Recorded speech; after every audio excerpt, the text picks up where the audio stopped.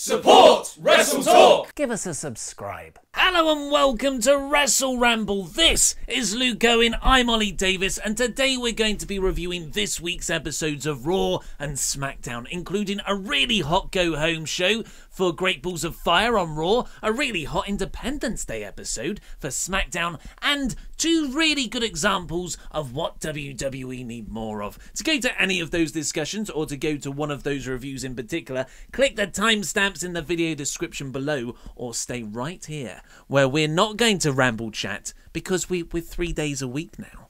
So Yes. we don't really have to...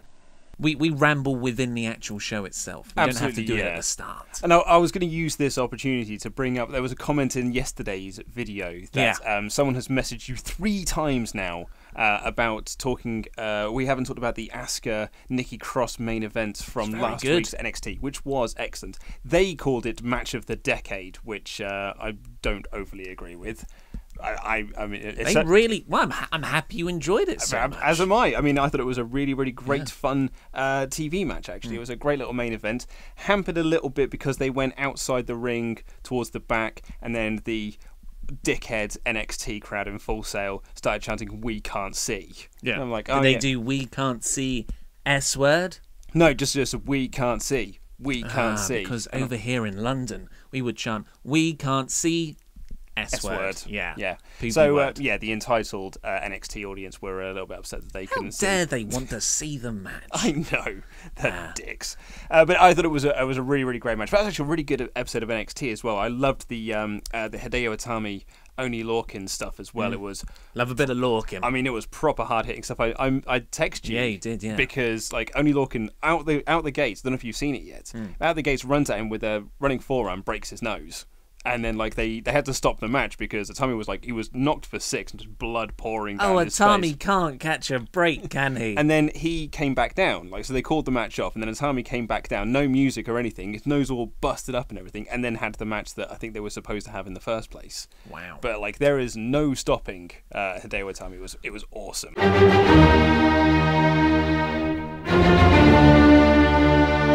Well, that was a little bit. That was a brief bit of ramble. Yeah. That's okay, isn't it? Absolutely. So now we're just going to go straight into the Raw review. And Straight in. that was 2 good episodes of WWE this week. It certainly was, wasn't it? Like that. I mean, we The said last this. couple of weeks of Raw have been... I read a review today, I think it was on Cage Side Seats, who were very good, and they were like... And Raw's been really good for months now. I was like, whoa, let's not forget. It's actually only 3 weeks. 3 weeks of, much better TV. Still 3-hour TV, which is too much. But it was not good. It was not good a month ago. But what I will say, for a long time. There's only a handful of things that I'm really not into on Raw at the moment. Being the Seth Rollins Bray Wyatt feud. I don't think there is a feud with less heat in WWE at the moment. Randy Orton and Jinder.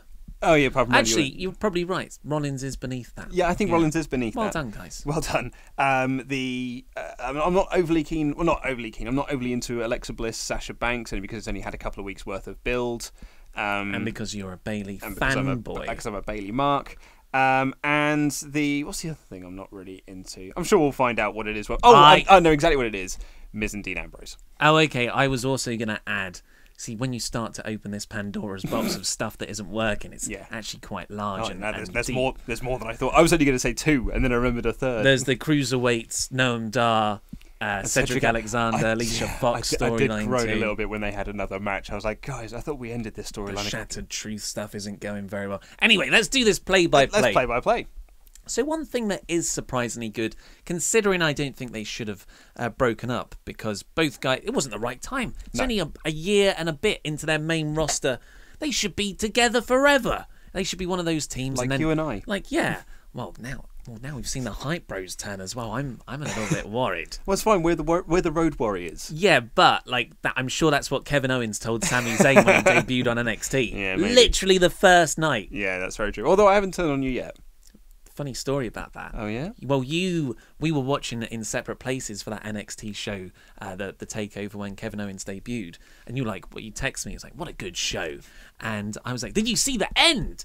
And you were like, yeah, Sami Zayn won. It was great. Phil, good moment. I said that Sami Zayn won, and then Kevin Owens came down and they hugged, and it was such a really nice moment. And I was like, oh, you didn't watch it all, did you? You're like, nah, a little NXT trademark thing came up. It was sorted. I turned it off. You just texted me and said like, oh, watch until the end. Yeah. And I was like, what? So I loaded back up my laptop and I realised there was like another 5 minutes left, and I was like, oh, that dastardly Kevin Owens. Can't trust him. Yes, so we are talking about Enzo Amore and Big Cass, who is now, I hope, goes under the name Casshole. Excellent. Good punnage. Have you heard Enzo walks around with a book and just writes down all these lines he thinks of throughout the days, and then he's got a really thick book full of them, and he just flicks through them to write his promos. Yeah, my favourite. It shows. Do you know what? There's one of them that's really stuck with me that I absolutely loved. Smack Talker Skywalker. I've always liked. No, it was one of their early NXT ones, and it was like, we ain't no Parker Brothers, and we ain't here to play games. Because is that a video games reference? No, it's board games. Parker Brothers used to make board games. Okay. And then he started making like Milton Bradley references and stuff like that. And I just thought that was a really excellent, He's just going to mine that particular niche for all the jokes he can find and move on to the next one. Exactly. But Enzo Amore came out, cut a good promo. He's so good at comedy, and he's also very good at emotional stuff now, as we saw. I thought last week's was the best promo. Cass's was pretty good the week before. This was good. This was very good. Still really good. But it was, if I had to order them, this was the third best of the three. Yeah. And it did go on quite long. Yeah, that was the only downside to it. Would have been nice, a bit more succinct. Especially as well, because it had a really great ending. And then he came back in to like throw some more down. Yeah. And I was like, actually, it probably should have ended the first time. Did you have a favourite line from Enzo, apart from Casshole? So I hope the crowd in their match chant Casshole. Yeah. That will help him. Yeah, no real favourite line in there. I just thought there was actually a very good opening segment. And it was a little bit different as well, because it was Enzo opening the show as opposed to like the usual set of people that tend to open. The usual 5 people walk out. Yeah. I want a match. No, I want a match. Kurt Angle comes out. You know what? You're all having a match. Yeah, I was expecting before the cruiserweights in the end of the second hour. I was expecting Cass to come out and like have a bit of a retort, but it wasn't. It was just Enzo did his piece, and then he attacked Cass backstage, which I thought was actually a really nice touch. Made it feel like a big deal as well. That feud. Yeah. So my favourite line was Enzo saying to Cass, "You're just the catchphrase that I wrote." Yes, very good. It's a bit like when Team 3D broke up in TNA, and Bubba Ray Dudley was cutting brother Ray was cutting a promo on Diva, and he said, "At the end of the day, you were just the guy that got the tables." Oh, that's cuts to the core. We spoke quite a few weeks ago about if a person undergoes a gender you'll see where I'm going with this. Gender reassignment thing, so they're now a different gender. You're now a he, where you were a she. Do you then retroactively refer to everything before that as she? So the Wachowski brothers, or now sisters, is what we were talking about. I think they were the Wachowski siblings. I think is what they go under as. So they were men. When they directed The Matrix. Yep. But now they've both turned into women. I don't know. They've both gone under gender reassignment. Yeah, this is a minefield. And so now, were they women when they directed The Matrix, or were they men? So do you say he directed or she directed for back then? Do you mean to say in GFW, Bubba Ray said that promo? Mate, that was a long way. That was a long ride to get to your destination. But you know what? All about the scenery. People learnt a bit. Possibly not worth the payoff. No, I mean, it might not have been. Although when I arrived at the destination, I was like, you know what? This isn't bad. This was fine. It was more or less worth the trip. Okay, next up we had your girl Bailey. So upset by this. Talking about not worth the trip. Yeah, Sasha Banks and Bailey teamed up to take on Nia Jax and Alexa Bliss. Still the friction between Nia Jax and Bliss because Jax wants a title shot. Banks and Bailey are still best friends. The start of this match, Nia Jax almost took out Bailey immediately, which gave the babyface Sasha Banks in a handicap dynamic, so she was at the disadvantage, which is the first time in quite a while WWE have gone that way, because usually put the heel at the disadvantage. Yeah, which is awkward from a not saying it doesn't work ever, but it's awkward from a psychology perspective. Yeah, poor Bayley. Yeah, like so. She didn't even come back out for the save. Yeah, so like Bliss was on the apron, Nia Jax, and then just kind of like pushes her off the edge, and then she kind of hits the guardrail, and then during the commercial break, the EMTs had to take her to the back. And and as you said, like she didn't. I thought Jax stormed into her with a knee to the face while she was on the barricade, which is I thought was a pretty nice injury spot. Well, I mean that's fine, but yeah, because she didn't come out for the end, it made Bayley look very weak, and it made Bliss and Jax look like a couple of geeks because despite the fact that they took out half of their competition, they still lost. And that's not particularly great. So that for me, I thought was a real booking error. It's great to like if you wanted to do that, just book them in a handicap match. Like, why didn't you just put Sasha Banks in a handicap match? Why did you have to sacrifice Bayley just to put over Sasha Banks at the end? I thought it was damaging. And Bayley wasn't even like, no, let me fight for my best friend. I'm not going to leave her out here. It was the Roman Reigns spot when he got taken out of the Rumble that one year when he like missed out half an hour of it and then just walked out and everyone's been like, oh, the triumphant return of like, no, he's been sat in the back for half an hour. Like, where's he been? Performance he had that year. Rubbish. Yeah.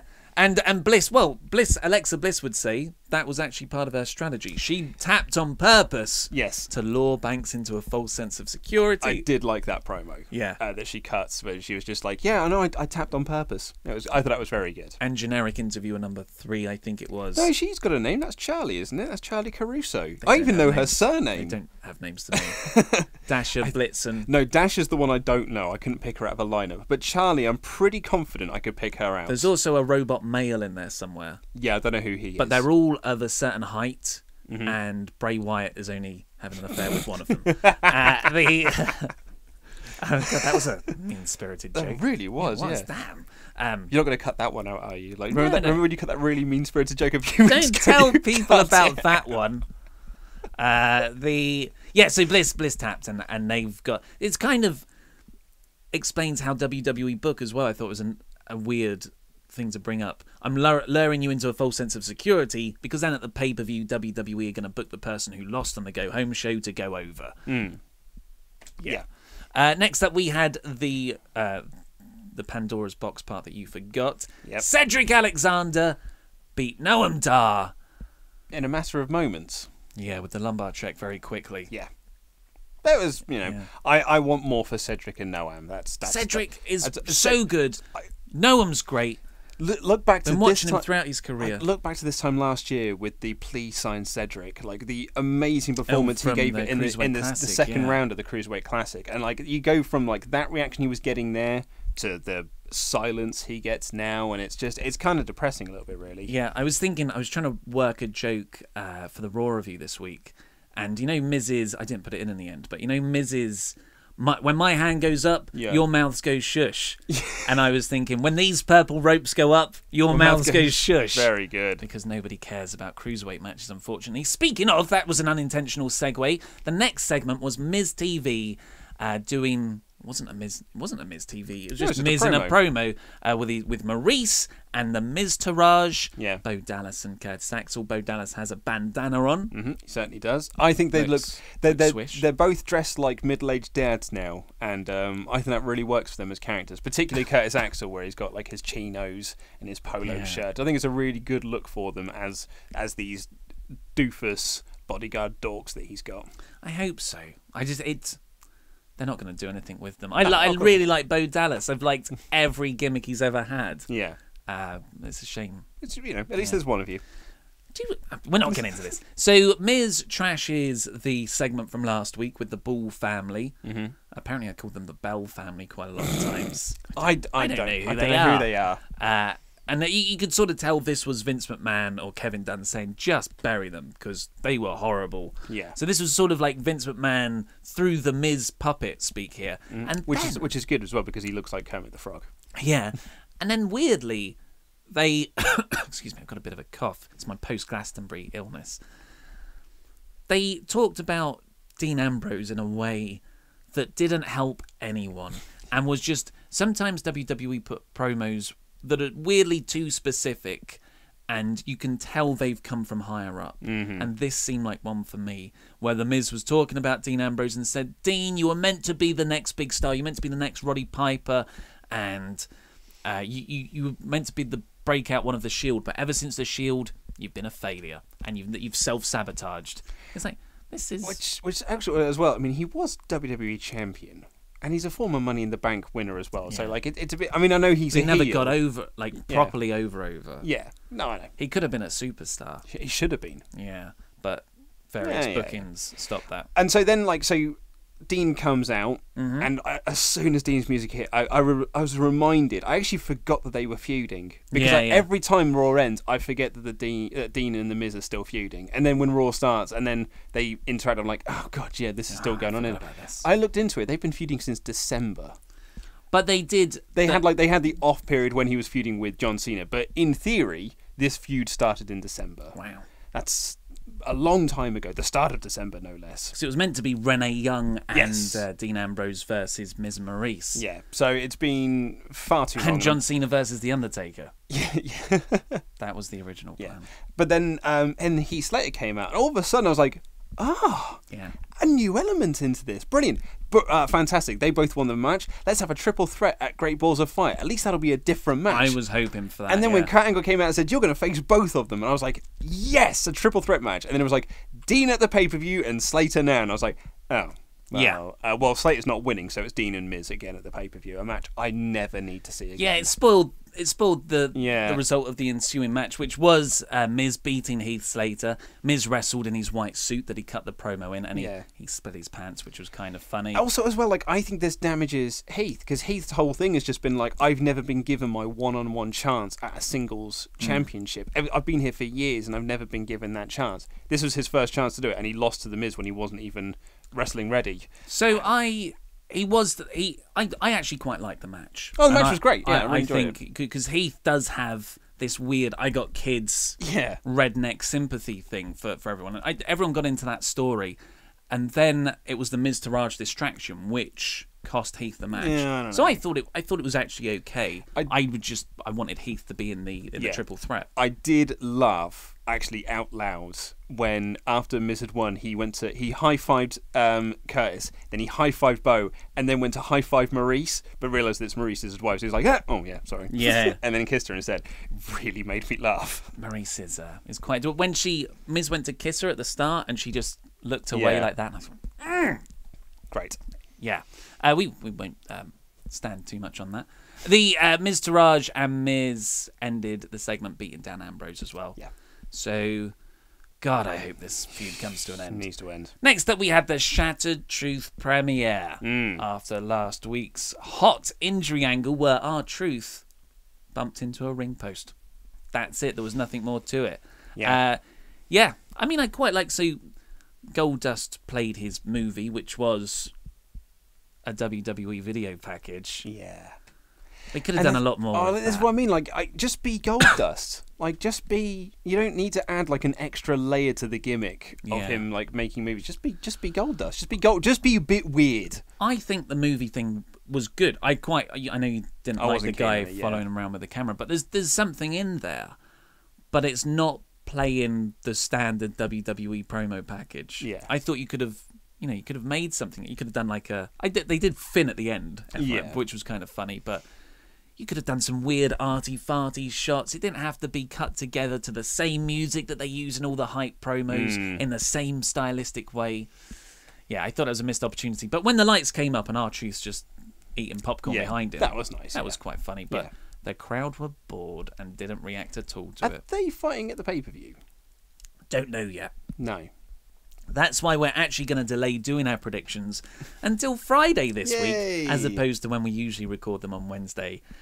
And loads of pre-match Ooh. No, I was going to say shows. That was a misspeak of shows. They have already announced the pre-show, though, because it's Neville Tozawa's on the pre-show, or the kick-off show, as they call it now.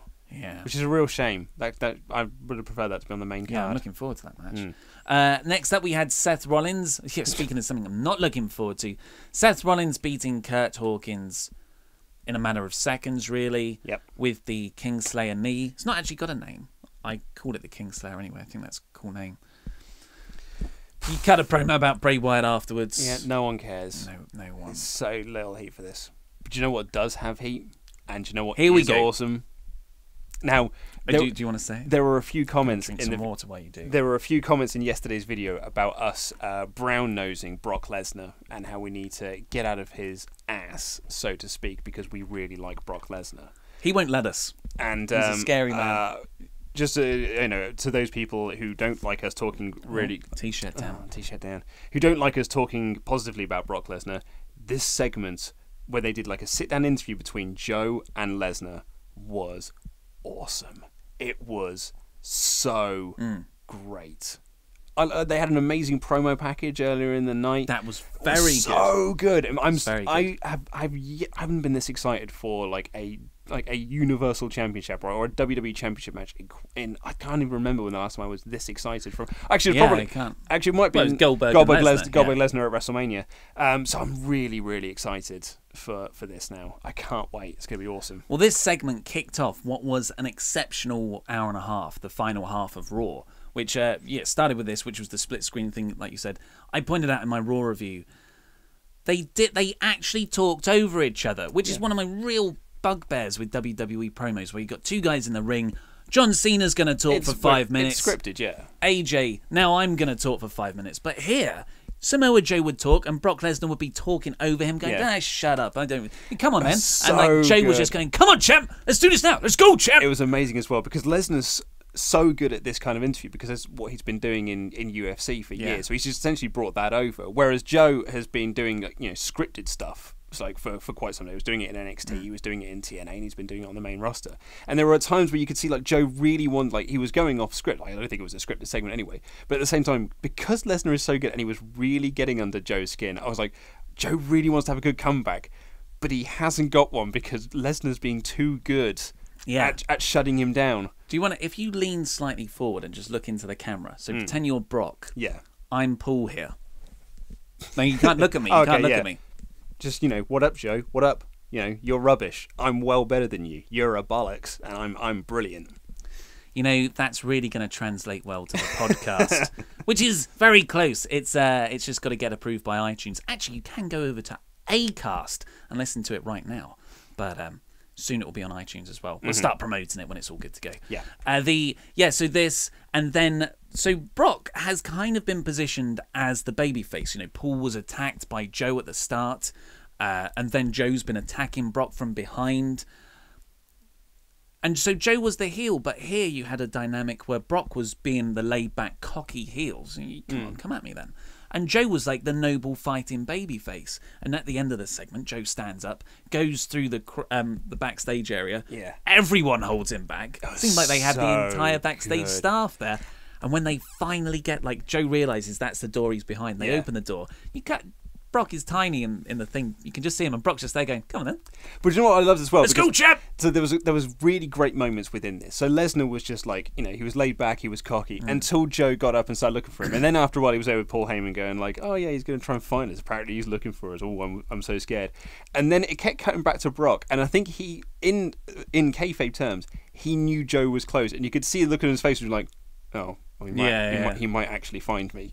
But then when the door was open and he was being pulled back, he's like, it's all right, I'm safe again because he's not getting through that. Oh, come on then, come and fight me. Oh, it was so good. It feels like a fight. Yeah, that's the reality. This is when at the start, and I said examples of things WWE needs more of. This is one of them. Yes. And that is stuff feeling real. Someone sent me a clip. Apparently, during all this, you can hear Brock off camera go, effing come on then. Yeah. I couldn't hear it, but maybe if someone else has heard it. Yeah. But yes, a very good segment. Maybe not the go home segment I would have chosen. I would have put, if I was structuring the feud, I would have put this maybe week 3 and had the choke, last week's one maybe to finish, or maybe the pull apart brawl. I don't know. Well, I was going to say, someone commented to us last week, or you sent me some messages on Twitter saying that they thought it was disappointing. There was only 3 people that pulled off Joe last week, whereas I said I thought it was great because Joe had proved his point. He didn't need a lot of people. But this time he hadn't proved his point, so he needed the entire backstage to hold him back. I can't wait for this match. It's good. Can't wait. Hopefully Joe comes out of this okay. Yes. speaking of reality, I loved Neville versus Mustafa Ali. Neville beating Mustafa Ali. It was a normal cruiserweight match. And then Ali just like spiked DDTs Neville into the ground. And Neville sold it so well. And I said to you the next day, I was like, Neville is so good. He made me believe that he was genuinely hurt, and now he was so angry with Mustafa Ali for being unprofessional in a wrestling match that he was now going to kick the crap out of Mustafa Ali. And I was, and that's what I want. I want to be tricked into thinking pro wrestling's real. I don't want to go and watch a fiction movie and go, yeah, that's a good special effect there. That was a good high spot with Superman jumping off the thing and bouncing onto Batman. I want to go, oh my God, Superman and Batman are fighting. They really hate each other. I don't want, you don't want that reflexive part of your brain to be in action in the moment, really.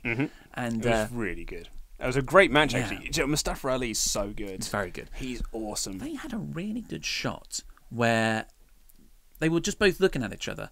And you had a shot of Neville just looking like that, and then they had a reverse shot of Ali just looking back at him like that. And I thought it was a nice bit of camera work. You don't usually get reverse shot like that. Yeah, very good.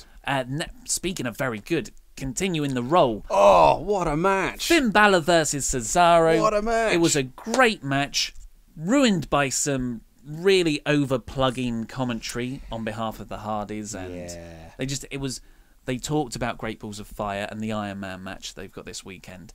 And then they went to break, and when they came back, they had the exact same conversation, while Cesaro and Finn Balor were having a very good match. There was a really funny moment when it was one of the commentary team asked Jeff a question about how you're prepping for the Iron Man match. And I don't know whether Jeff's headset wasn't working. Yes. But he just didn't answer. And then there was just dead air and silence. And I think that I'd like to think it was just that Jeff was like, dude, stop asking me questions. I'm trying to watch this match here. I think Jeff was just sitting there zoned out going, I'm Jeff Hardy. I'm Jeff Hardy and I'm watching a match on Raw. I think that's his internal monologue. Oh, I see. Okay. Yeah. It's very good. But I thought this match was awesome. Really, really great. And what a hot finish. So Elias Sampson comes out, and I was like, oh, okay, here we go. The Drifter's come down. He's going to distract. Anymore. Sampson's come down. He's going to distract Finn Balor. But then the Hardys ran down to attack him, and then Sheamus got involved, and then Finn Balor dove on all of them. It became this wicked schmoz. Yeah. It was so good. Was really I enjoyed every single moment of it. The crowd started chanting, this is awesome. Yeah. And then it was a quick finish after that. But I really enjoyed it. Yeah. Everyone looked strong coming out of it because, Cesaro didn't really lose a clean match there with the interference at the end. Really good. And then finally, ending the show, which was kind of the narrative throughout the night, was Braun Strowman wanted competition. He kept on asking Kurt Angle for competition. We're back to this again. Kurt says, well, everyone's booked up already. Not true, because people then went up and asked him later on for other matches. And also, no one wants to face you, Braun. Step in. Well, yeah. Titus Worldwide. Who put forward Apollo Crews. Apollo Crews was like, well, I've just had a kid. Yeah, let's not do this, eh? I don't want to face Braun. He's going to eat me. And eat him he tried, because he licked his head at one point. Didn't he make the point? It was just like Kalisto was a nobody until he faced Braun Strowman. I was like, when was the last time Kalisto was on TV? I think it was when we saw him in London. On that Raw taping where they had to just book things on the fly. I don't even know if that was him. It could have been Paige. Excellent. Mask. Good work. So the actual match was just... It was a nicely structured match. Yeah. Braun beats down Crews. Crews is thrown out. Crews comes back in. I really liked... what's his name? Titus O'Neil gave him like that pep talk outside. He's like, you get in there and you beat him up. And then Crews came in and had like a really good comeback. And I was like, oh, this is great, because it's not hurting Braun in the least, but it actually makes Crews look much better. He was getting over in defeat, and then this is spot of the week. This might be my favourite spot of all time. So Strowman's laid out. Crews goes to do his standing moonsault. As he's coming down, Braun just boots him, and he flies across the ring. I was watching this on the tube coming over to the studio, and I literally went, oh! Is that why people are moving away from you on the tube? I don't know, but people did move away from me from the tube again today. This morning. But it made me laugh so much. I had the exact same reaction that Corey Graves had. We both did the same noise at the same time. Yeah. And then Corey Graves at one point was like, I shouldn't be laughing, but that was awesome. And then Braun gave him the whole, I'm going to slam you, pin for 2, pick you up, slam you again. After the second slam, he licked Apollo Crews' head. just awesome. So good. And then Titus tried to get in, stop it. Yeah. He got a slam. Braun brings Apollo to the ambulance to put him in. He does put him in, tap, tap, drive the ambulance away. It's not moving. Who could be in there? I'm going to have a look in the window. Who's in? Oh, it's Roman Reigns. He's beating me up. He spears me off the stage. So let's point out then what a dick Roman is. Yeah. There's poor old Crews and Titus O'Neil getting their asses handed to them in the ring, just being beaten up unnecessarily. Roman's just sat in a car. He was there. He was there the entire time, just letting it happen. So what a dick. I wouldn't have had the ambulance there. I would have had after Apollo's beaten up. Braun goes, "Bring in the ambulance." That's my Braun voice. Ambulance backs in because that gets round the Roman. Why didn't he help out? And then as soon as Braun opens the ambulance to put Apollo in, Roman's just there. Roman screams at him roar, before he does the he tries Superman punch thing. Tries to look intimidating and fails. And Braun's like, "Come on then," and then they have a fight. Yeah. And that's like, I mean, because I like it when two people fight. I don't like it when one... Well, I do. But, you know, I feel like this could be the clash of two forces. I would book it that way. This is the difference between Brock and Joe and Roman and Braun. Which is exactly like that way, yeah. Like, this feels like an unscripted fight. Yeah. Like, this feels real, whereas this feels like scripted, raw nonsense. Yes, we've spent too long on Raw, so we're going to have to do the usual... wrap up SmackDown in about 10 minutes again. In all fairness, Raw is a longer show. And it's the go-home. But I think proportionately, per minute of television doesn't translate into equal coverage on the WrestleRamble. No. The studio's busy today. We're getting kicked out forthwith. So, John Cena returned to open the show. Yep. And he cut a John Cena promo. He sure did. And like I'm a big John Cena fan. I've turned a corner from my teenage years where I was or my early 20 years where I was like John Cena. I was one of those guys, those angry marks. Whereas like now I'm a happy mark that's just like, hey, I like John Cena. I really like him in movies. But when he comes out and he's just dressed head to toe like a complete knob, like a flag. Every time he comes out I'm like, I wish you'd change your look because you are a part-timer now. You are a WWE legend. The greatest of all time, Michael. He's an all-timer. He's an all-timer. But, like, just change your look a little bit. Like, stop dressing like an 8-year-old. Well, he goes from orange to green sometimes. Yeah, that's what I mean. Green to blue. But, like, stop dressing like an 8-year-old. Yeah. I just wish he'd just change his look to be a bit more reflective of him now being a Hollywood star. Are you going to stop dressing like a 14-year-old? Well, no, but I'm not a professional wrestler. You're a professional on the show now. There's nothing wrong with wearing shorts and a t-shirt. I think that should be a stipulation for one of our months. Whoever loses has to do a gimmick change, and that's it for the month. So my gimmick change is that I broken. Broken Luke. What would my broken gimmick be though? Like, do I have to wear trousers? Yeah, you'd have to wear trousers and smart shoes. No one would be able to see that. I was going to say, I'm not doing that because I hate wearing trousers. No, you do. I know I just sound like a hypocrite then where I said I was wearing shorts and a t-shirt, which is what I wear all the time. You sound like a nudist. But what I would... Well, wouldn't you like to know? But what I would say is that John Cena dresses like an 8-year-old because he's just wearing bright colours. I wish he'd changed that. So the quick SmackDown review, we've just spent 3 minutes on John Cena's attire. So he comes back. It's Independence Day. Which, as I tweeted, is effectively John Cena's birthday. He loves WWE. He loves America. Yep. America on legs is John Cena. And so this was a typical Independence Day show where it was a nothing show, really. I disagree with that. It was low on wrestling. And like they tried to like this.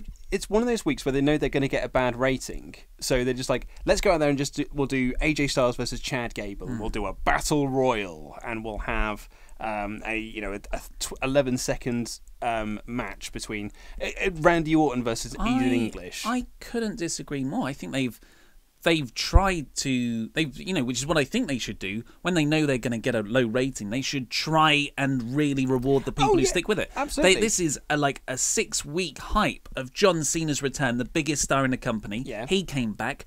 Rusev made his SmackDown Live debut and returned to the company for 4 months, I think it is.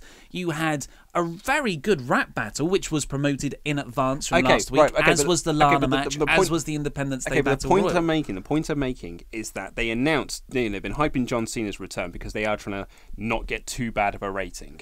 So that was announced ahead of time, as was the rap battle. But outside of those two things, the rest of the show was a filler SmackDown match. It's actually not too dissimilar to the Raw that we saw in London when Strowman was injured and they had to rewrite things on the fly, which is why we ended up with Miz and Dean Ambrose. Was it Miz and Dean Ambrose?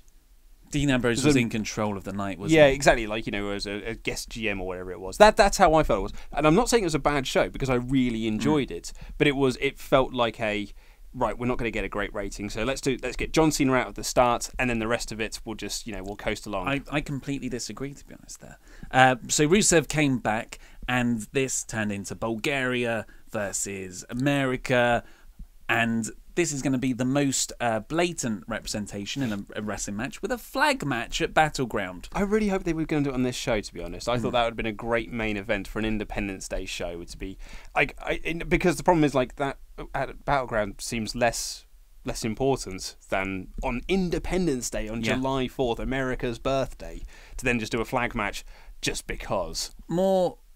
I'm ashamed that Rusev came back in this program because it's a program he's going to lose because it's John Cena. Yeah, it's not great for him. Just 6 weeks ago he was slotted in to win but he was going to be fighting for the WWE Championship at some point. But then Jinder got the push instead. So also, let's not forget as well the initial John Cena feud that Rusev had was the one that effectively killed his character. Yeah. Next up, we had AJ Styles beating Chad Gable. Terrific match. Unfortunately, a lot of it was in the commercial break. But this follows a nice pattern of them slowly building up Chad Gable. If anyone says Chad Gable's been buried in his matches against Owens and Styles, couldn't be further. Because he's losing to top guys and he's proven his worth. You can get over and defeat. And the way Styles helped him up afterwards... top notch. It does seem to solidify that they are not the people who attacked the fashion police. Yeah, I don't know where they're going with that. I don't think they do either. Which is what they didn't talk about it at all on this week. They didn't have Charlotte on this week's show either. No Becky Lynch, no Natalia. It was very much just here's a group of lads, and we'll push out as few people as possible. A group of lads. Next up, we had the Carmelabration, where Ellsworth was banned. James Ellsworth, that is, was banned not just for 30 days. Oh, sorry, no, that was the biggest one. I should have saved that till last. Yeah. Not just from the arena that night. Not just fined $10,000. He was also banned for 30 days. Suspended for 30 days. Yeah, suspended is the better word there. Yes, it is. So, and if he comes back, Carmella loses the briefcase. So he should be stripped of it for a second time. Yeah. We're going to have another Women's Money in the Bank match. Let's make history again! So I hope Ellsworth and Carmella get some skits outside the company. Yeah. So, not within WWE. Like when they went shopping, that wasn't amazing. But hopefully their act's a bit more solidified. I would like to see Ellsworth trying to get in with the fashion police, like trying to do with the Skies thing, where he's trying to get back into the building. Yeah, I think that'd be good. Yep. Or maybe Carmella tries to set him up on dates. I don't know. And you can have that's terrible. This transitioned into Naomi beating Lana again. In about 11 seconds. For the third time. No, I don't know if it was even that. It was a sunset flip into a submission. Yeah. I can't remember what it's called. And Lana tapped immediately. Yeah, it was pretty much a burial of Lana. However, the really important thing of this is that Naomi's got flashing lights on the title belt, and it looks awesome. I thought you were going to say and Tamina came out, and it was a bit strange. Maybe Tamina and Lana are pairing up, kind of like the Alexa Bliss and Nia Jax. That's what I feel like they are doing. But if Tamina is like Lana's new bodyguard, then she's done a terrible job as a bodyguard so far because she just let her client lose in 11 seconds. Yeah, that's not a great start. Next up, we had the best WWE segment of the... Oh, actually, no, the Brock Joe one was better. The Usos versus the New Day in a rap battle. I tweeted that this was better than it had any right to be. Because I was dreading this. I always thought it was going to be good because I thought if they let these guys go unscripted, which it sounds like they did... Even the line, because that's been edited out of the YouTube clip. Is it really? Yeah. Well, the R-rated line. I said it twice as well, which I thought was a bit weird. Yeah, it's like, well, you didn't hear us, guys. I think did hear them, though. was with Wally. Is that right? Wally? No, it's Wale. Whale. Wally. The rap artist was presiding over proceedings. Presiding over proceedings. He was the judge, and he was wearing an NWO Wolfpack T-shirt as well. It was a great retro T-shirt. Lex Luger's face just kept staring at me through the camera. And I'm just going to rush through these because we've got to get out of here. Xavier had a few good lines, like "You're only on here because your wife's on Total Divas." Very good. And "You're Roman Reigns' bag carriers." But then the Usos in the first round. So the rest of everything was rubbish in comparison. Kofi came back with a really "Oh, you look a bit out of shape now." Yeah. Let's just keep it PG. You know what's good. Don't get all R-rated like your boy Xavier Woods. Such a good line. Even I went, oh, I thought it was great. Which apparently Paige had a sex tape a couple of months ago. Oh yeah, did you not do a news story on it at all? No, don't remember. No, don't remember. So that's what that seems to be in reference to. Yeah. Which Xavier Woods made a cameo, apparently. Yeah. I thought this segment was awesome, and it was really funny as well. I was going through the Wrestling Observer boards today, and I was going through the SmackDown thread, and everyone at the start of it was just going oh god, here's the rap battle segment. Like, I'm going to go make a cup of tea, wake me up when this is finished. And then as it went on, everyone was like, best segment of the year. Like, it was so good. I think I was looking a lot of people who were like me, who were just like, this is going to be scripted WWE garbage, and that's what I was expecting. And in the end, damn, man, it was so funny. I thought it was awesome. We've really got to go quick now. So, Aiden English beat Randy Orton. It's not actually that way. Nope. He lost via Orton lost via DQ. Jinder and Randy had a afterwards. Rubbish promo, yeah. And Independence Day Battle Royal. Loads of people are apparently still with the company, like Luke Harper and Ty Dillinger. And Eric Rowan. And Primo. One of the clones was in there, despite the rumours from last Jordan. week. Jason Jordan, Yep. Eric, you said Eric Rowan. And it was all, the only big thing apart from the winner, which was AJ Styles, obviously, because that's the way the feud was going anyway, was Mojo Rawley eliminating Zack Ryder. Yeah. But he seemed remorseful afterwards. Yeah, I really liked that moment. I thought it was really good as well, because he saved Zack from being eliminated by Eric Rowan first, and then used him essentially to eliminate Eric Rowan. I thought it was a really nice touch. Other things to note as well was that you had Mike and Maria Kanellis backstage doing an interview, which Sami Zayn interrupted by dropping something. I again laughed out loud because it was just Sami Zayn was just there stretching. He was like, "Oh God, I'm so sorry." He's very good in the role, and it's just not the role he should be in. No, and the other, probably the funniest segment of the year so far, actually certainly of the week, apart from the rap battle, was the Tyler Breeze interviewing as Tanae Young. And then it cuts to Renee Young afterwards. Well, that's all we've got time for. So very quick, Raw or SmackDown? I'm actually going to go Raw. I'm going Raw too. Holy moly. Click the videos that just appeared over Luke's face to catch up with the latest WrestleTalk news or WrestleRamble. Subscribe to WrestleTalk. Support us on Patreon, of course. This has been Luke Owen. I've been Ollie Davis, and that was Rambling.